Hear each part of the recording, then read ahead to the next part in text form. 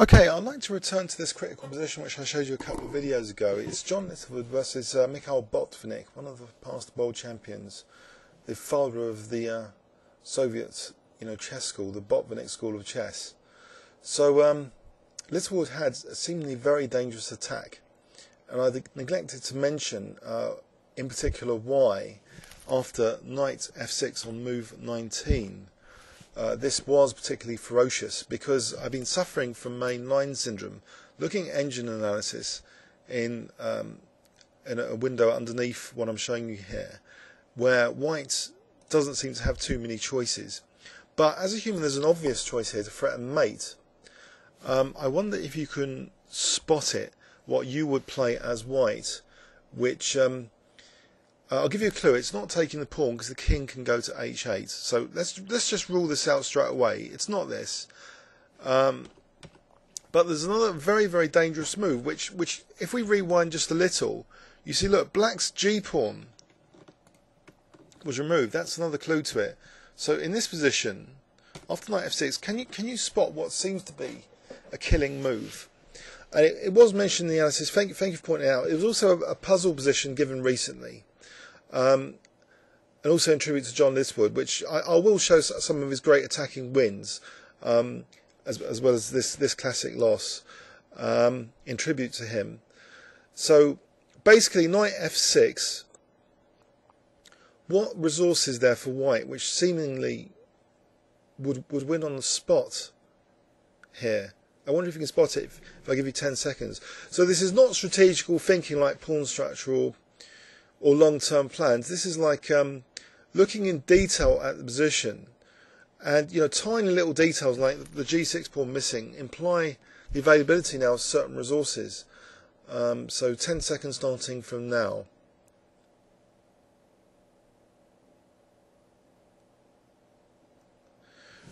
Okay, we're going to try knight f5.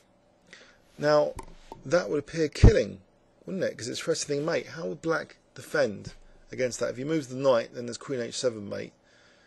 If he takes the pawn, queen g7 mate, or queen h8 there. But if he takes with this pawn, it's queen g7 mate.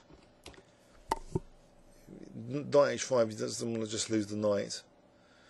So as black, let's flip the board now. Can you see what resource that Botvinnik must have very cleverly calculated here to save his bacon in the event of this seemingly direct assault with knight f5? And this is where the if-then type thinking, the tactical thinking, is essential for survival.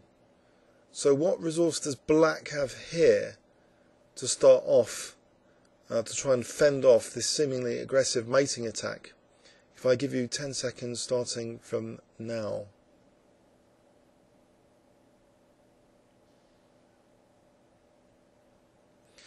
Okay, there's the expression Patzer sees a check, Patzer gives a check, which in this particular example has a lot of logic to it.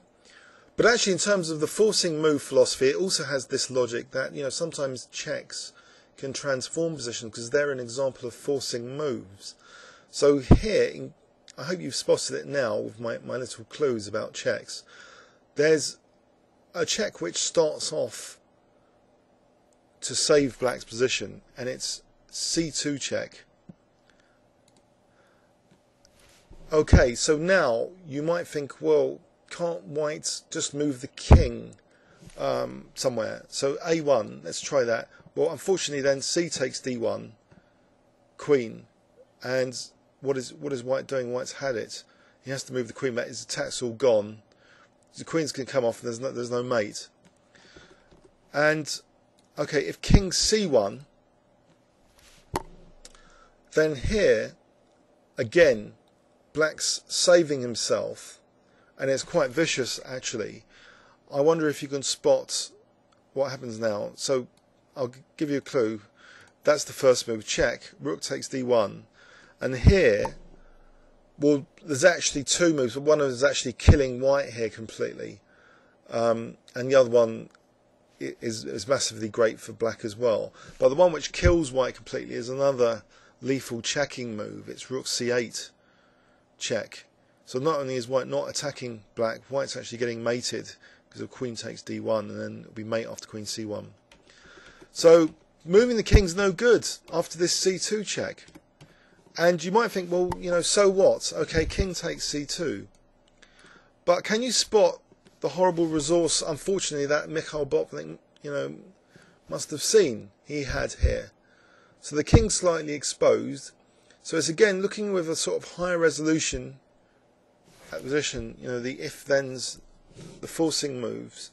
And there's one move, and one move only, which turns the tables, unfortunately, on white, against white. So I wonder if you can spot it. I'll give you 10 seconds starting from now.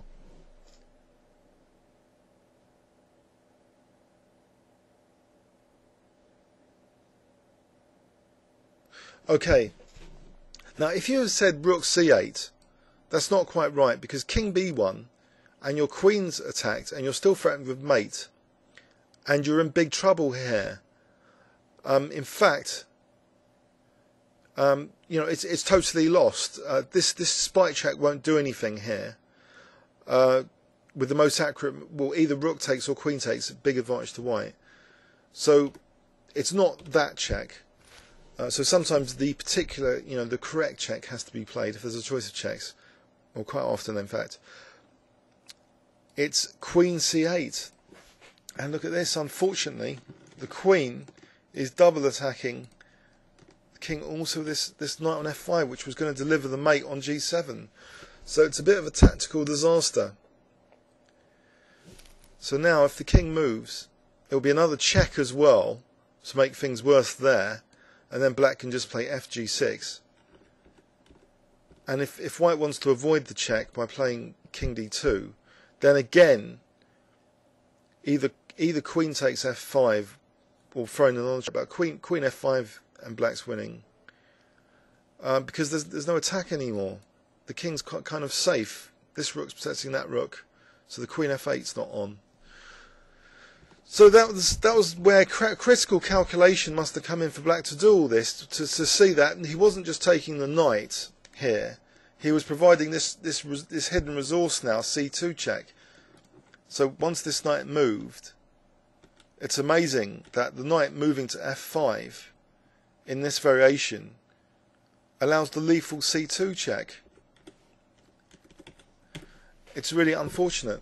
I looked at this game earlier actually, and you know, maybe, you know, white does have a promising attacking position, but it seems that the whole knight sacrifice might be unsound.